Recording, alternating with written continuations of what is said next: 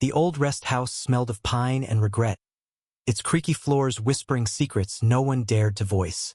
I stood frozen at the edge of the porch, my heart pounding as I watched two strangers step out of a dusty pickup truck, their hands brushing with a quiet intimacy that felt like a rebellion against the world. My dad, a man of steel and sermons, had invited a gay couple to our family's sacred retreat in the Adirondacks, and I knew this weekend would either break us or remake us. I'm Ethan, 22, a college dropout still figuring out how to breathe in a small town where everyone's eyes judged you before you spoke. My dad, Pastor John Harper, was the pillar of Willow Creek, a man whose Bible-thumping sermons could silence a room. The rest house, tucked deep in the mountains, was his sanctuary, a place where he'd taught me to fish, to pray, and to believe the world was black and white. But today, that world felt like it was unraveling. The couple approached, their steps crunching on the gravel. The taller one, with sandy hair and a disarming smile, extended a hand. "I'm Caleb," he said, his voice warm like summer. "This is Noah." Noah, shorter, with sharp blue eyes and a quiet intensity, nodded. I shook their hands, my palms sweaty, unsure if I was greeting allies or intruders. Dad had called them friends from the city. But the way their shoulders leaned toward each other told a story he hadn't prepared me for. "Welcome," Dad said, stepping onto the porch, his voice steady but his eyes flickering with something unreadable. Mom, always the peacemaker, hovered behind him, her smile tight. My younger sister, Lily, 16 and all fire, watched from the doorway, her curiosity burning brighter than her usual defiance. The air was thick with unspoken questions, and I wondered if Dad's invitation was a test, of them, of us, or of something bigger. Caleb and Noah carried their bags inside, their ease with each other a stark contrast to the tension coiling in my chest. I'd grown up hearing Dad preach about sin, about right and wrong, his voice booming from the pulpit like God himself was speaking. Homosexuality was a topic he skirted in public but condemned in private, his words sharp enough to cut. Yet here he was, opening his home to Caleb and Noah. Why? I wanted to ask, but the weight of his presence kept my mouth shut. Dinner was a battlefield of politeness. Mom served her famous pot roast, the kind that could soften even the hardest hearts, but the clink of forks felt louder than conversation. Caleb broke the silence, telling us about their life in Brooklyn, how they'd met at a community garden, how Noah's paintings were starting to sell, how Caleb's nonprofit helped queer youth find safe spaces. Their words were like brushstrokes, painting a life I'd never imagined, vibrant and unapologetic. Lily leaned forward, her eyes wide, asking questions Mom tried to steer away from. Dad listened, his face a mask, but I caught his fingers tightening around his glass. "John," Caleb said, turning to Dad, "thanks for having us. This place is incredible." His sincerity was disarming, and for a moment, I thought I saw Dad's shoulders soften. But then Noah added, "It's rare to feel so welcomed," and the air shifted. Dad's jaw tightened, and Mom's smile faltered. I wanted to disappear, but Lily, bless her, jumped in with a story about catching her first fish in the lake, diffusing the moment. That night I couldn't sleep. The rest house creaked under the weight of its own history, and I lay awake, replaying Caleb and Noah's laughter, their hands brushing as they passed dishes. I'd never seen love like that, open, unafraid, defiant in its quiet strength. It stirred something in me, something I'd buried deep under years of Dad's expectations and Willow Creek's small-town gaze. I'd always thought love was a battlefield, but watching them, it looked like a victory. The next morning, I found Noah by the lake, sketching the sunrise. His pencil moved with purpose, capturing the light in ways I'd never noticed. "You're up early," I said, sitting on a nearby rock. He smiled, not looking up. "Couldn't miss this. The way the light hits the water. It's like the world's whispering its secrets." I envied his ability to see beauty in the ordinary, to find meaning where I saw only routine. We talked for hours about art, about dreams, about the weight of expectations. Noah spoke of growing up in a town not unlike Willow Creek, where being himself meant hiding. Caleb changed that, he said, his voice soft. He showed me I didn't have to be afraid. I wanted to ask how do you stop being afraid when the world feels like it's watching, judging? But before I could, Dad's voice called us back to the house. The day unfolded like a tightrope walk, each moment teetering between harmony and collapse. Dad suggested a hike to the old lookout tower, a family tradition, and we all agreed, though the air crackled with unspoken tension. Caleb and Noah walked ahead, their hands occasionally brushing, while Lily peppered them with questions about city life. I trailed behind, watching Dad's broad shoulders, wondering what storm was brewing beneath his calm exterior. The trail wound through pines, the scent sharp and grounding. Caleb and Noah moved with an ease that made the forest feel like their home, pointing out birds and wildflowers I'd never noticed. "You've got a good eye," Caleb said to Lily, who beamed under the praise. Mom smiled, but her eyes kept darting to Dad, as if waiting for him to snap. He didn't. Not yet. At the tower, we climbed to the top, the view stretching across mountains and lakes, a canvas of green and blue. Noah pulled out his sketchbook, capturing the scene, while Caleb leaned against the railing, his arm around Noah's shoulders. It was subtle, natural, but I saw Dad's eyes narrow. "Beautiful, isn't it?" Caleb said, turning to him. Dad nodded, his voice gruff. "God's country." The words hung heavy, and I braced for a sermon, but Dad turned away, staring at the horizon. Lily, oblivious to the tension, started a game of I Spy, pulling everyone in. Even Dad joined, his laughter rare but genuine. For a moment, we were just people, not a pastor and his flock, not a family on the edge of fracture. But moments like that never last. Back at the rest house, Mom started prepping for a barbecue, and I helped Caleb and Noah set up tables by the lake. Their ease with each other was magnetic, their banter light but laced with a depth I couldn't name. "How do you do it?" I asked, the question slipping out before I could stop it. Noah raised an eyebrow. "Do what?" "Be so open. Here. With him." I nodded toward Dad, who was hauling firewood. Caleb's smile softened. "It's not about being fearless. It's about choosing who you fight for." His words hit like a punch, stirring that buried part of me again. I'd spent years fighting to be the son Dad wanted, but what if I was fighting the wrong battle?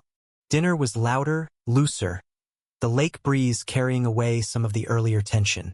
Lily convinced Noah to show us his sketches, and we crowded around, marveling at how he'd captured the soul of the landscape. Even Dad looked impressed, though he said nothing. Then Lily, ever the spark, asked, "Noah, have you ever painted Caleb?" The question was innocent, but it landed like a grenade. Noah's cheeks flushed, and Caleb laughed, squeezing his hand. "He's too shy to admit it, but he's got a whole series of me." The table went quiet, and I saw Dad's fork pause midair. Mom jumped in, asking about dessert, but the moment lingered, raw and exposed. I wanted to say something, anything, to bridge the gap, but my throat closed up. That night, a storm rolled in, the kind that rattled windows and made the rest house feel like a ship at sea. I found Dad in the living room, staring at the fire. "Why'd you invite them?" I asked, my voice barely above the rain. He didn't look at me, because I needed to understand. His words were heavy, like stones dropped into deep water. "Understand what?" I wanted to push, but his silence was a wall. The next morning, the storm had passed, leaving the air crisp and the lake mirror smooth. Noah and Caleb were up early, fishing with Lily, their laughter echoing across the water. I watched from the porch, my chest tight with something I couldn't name. Dad joined me, his Bible in hand, but he didn't open it. "They're good people," he said, almost to himself. It was the closest he'd come to admitting he might be wrong.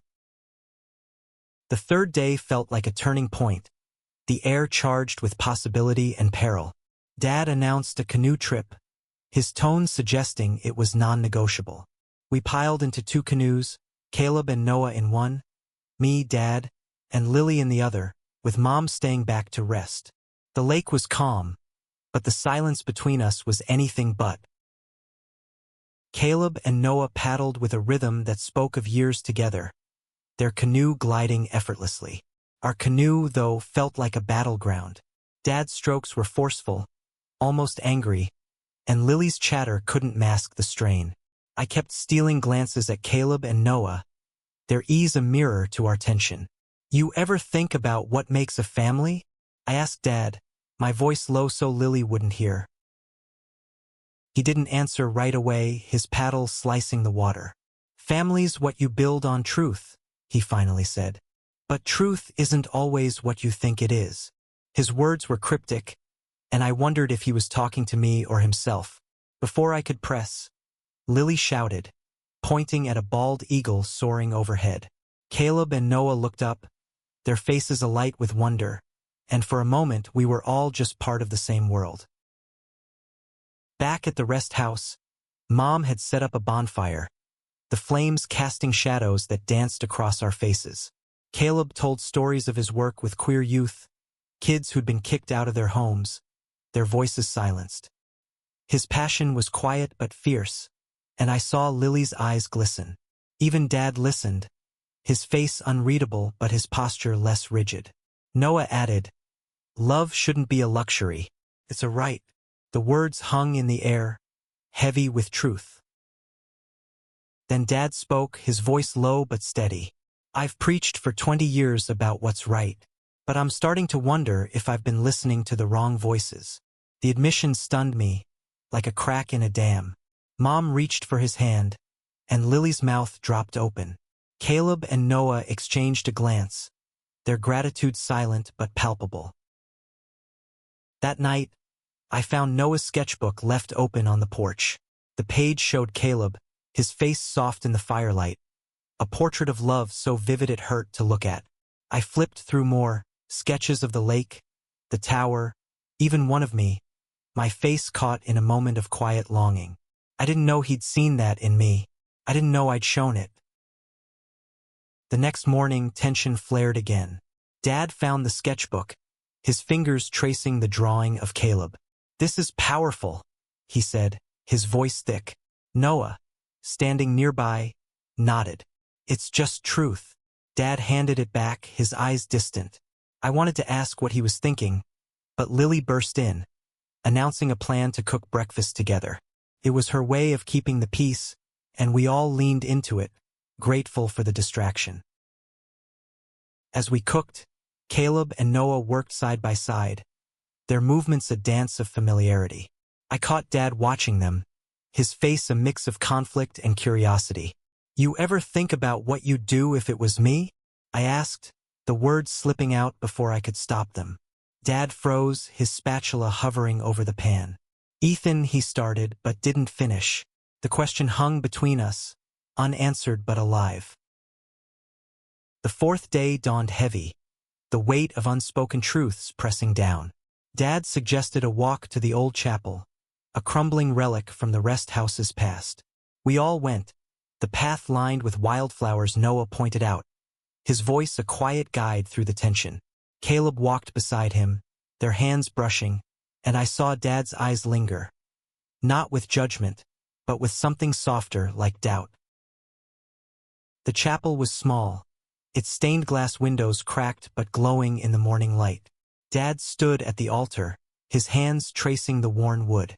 "I used to think God spoke through me here," he said, his voice echoing in the empty space. "Now I'm not so sure." It was the most vulnerable I'd ever seen him, and it cracked something open in me too. Caleb spoke up, his voice gentle but firm.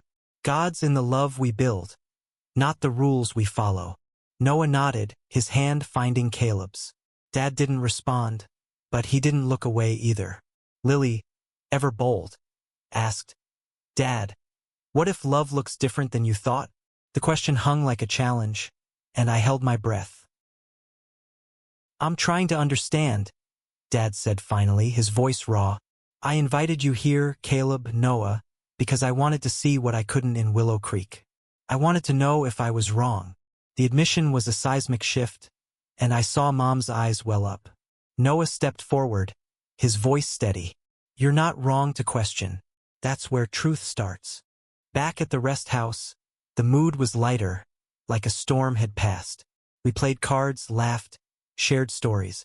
Caleb and Noah told us about their first date, a clumsy picnic in the rain, and I found myself laughing, imagining it. Dad even joined in, sharing a story about proposing to Mom in a snowstorm. For the first time, I saw him not as a pastor, but as a man searching for answers. That night, I couldn't sleep again. I wandered to the lake, where Noah was sketching under the stars. You okay? He asked, not looking up. I sat beside him, the words spilling out before I could stop them. I think I'm like you, but I don't know how to be. It was the first time I'd said it aloud, and it felt like jumping off a cliff. Noah's pencil paused. You don't have to know yet. Just don't hide from it. His words were simple, but they landed like a lifeline. I wanted to tell him about the boy in high school, the one I'd pushed away because of Dad's voice in my head.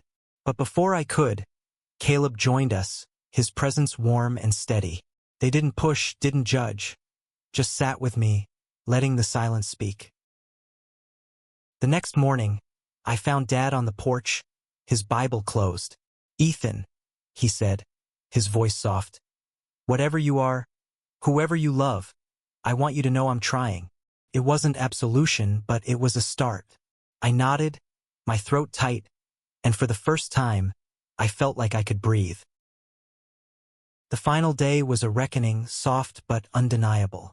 We gathered for breakfast, the table crowded with pancakes and laughter, but the air held a quiet gravity. Caleb and Noah were leaving, their bags packed, their presence already a ghost in the rest house. I felt a pang of loss, like losing a piece of myself I'd only just found. Dad stood, clearing his throat. Caleb, Noah, I need to say something. The room stilled, even Lily's chatter fading. I invited you here to challenge what I thought I knew, and you did. You showed me love in a way I didn't understand before. I'm not there yet, but I'm closer. His voice broke, and Mom's hand found his, steadying him. Noah's eyes glistened, and Caleb nodded, his smile small but profound. Thank you, Noah said, his voice thick, for seeing us. The words were simple, but they carried the weight of years, of hiding, of fighting, of hoping. I looked at Dad, his face etched with a vulnerability I'd never seen, and I realized he was changing, not just for them, but for me. As we walked them to their truck, Lily hugged them both, tears streaming down her face. Come back, okay? She said, her voice fierce. Caleb laughed, ruffling her hair. We will, kid. I shook their hands, my own trembling, and whispered, thank you. They didn't ask why, but their smiles said they understood. The truck pulled away, dust rising in its wake, and we stood on the porch, a family altered. Dad put a hand on my shoulder, his grip firm but gentle. Ethan, whatever comes next, we'll figure it out together. It wasn't a promise of perfection, but it was enough. That night, we sat by the lake, the stars brighter than I'd ever seen. Lily sketched, her pencil moving like Noah's, and Mom hummed softly. Dad opened his Bible, but instead of reading, he told a story about his own father, a man who'd never learned to bend. I don't want to be him, Dad said, his voice low. I want to be better. I thought of Caleb and Noah, their love a beacon in the dark. I thought of the boy I'd pushed away, the truth I'd buried, and for the first time I felt the courage to unearth it. The rest house, once a place of rigid rules, had become a space of possibility, its walls echoing with a new kind of truth. As we packed to leave, I found a note tucked into Noah's sketchbook, left behind on purpose. It read, Be brave, Ethan. You're enough. I folded it into my pocket, a talisman against the world's judgment. The rest house faded in the rearview mirror, but its lessons stayed with me. Love isn't a sin, it's a salvation, and sometimes, it takes a stranger's courage to show you your own.